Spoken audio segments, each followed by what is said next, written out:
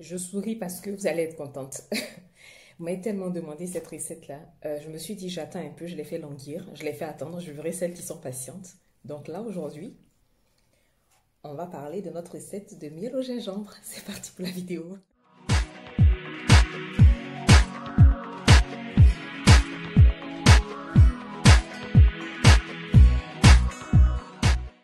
Comment allez-vous? Moi, ça va très bien. Alors, on se retrouve aujourd'hui pour une nouvelle petite recette de miel au gingembre. Vous avez vu que la texture, elle a changé. Je vais tout vous dire, je vais tout vous expliquer.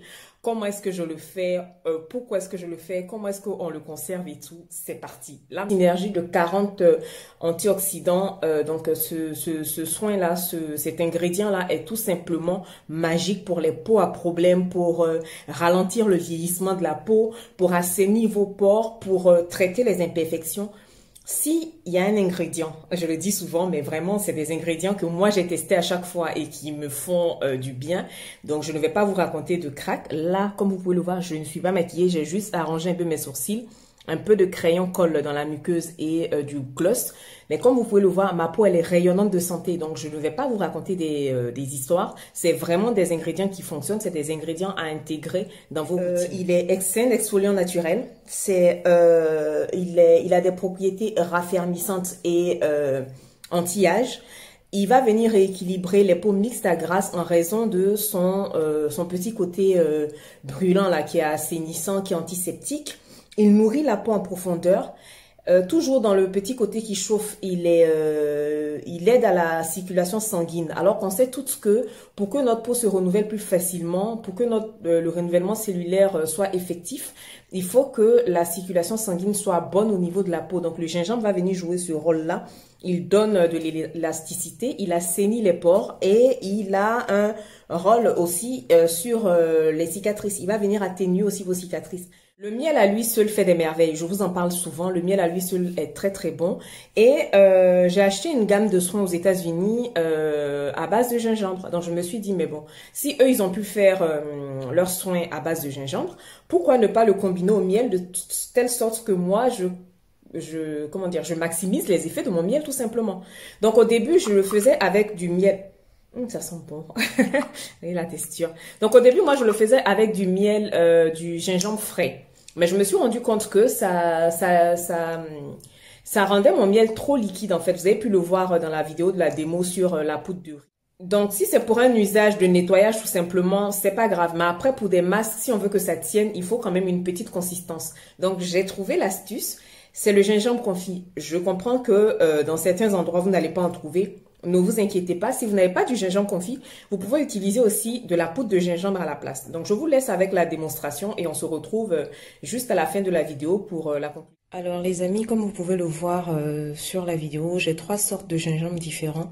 J'ai du gingembre confit, du gingembre frais et du gingembre moulu. Donc, je vous ai dit un peu plus haut dans la vidéo que moi, j'ai une préférence pour le gingembre confit ou la poudre parce que quand on utilise le gingembre frais, c'est assez, ça rend le miel liquide. Ça ne change rien en ses propriétés, mais pour plus de consistance et de teneur, moi, je préfère vraiment de loin mixer mon gingembre confit et en faire une pâte que je vais utiliser avec le miel. Voilà.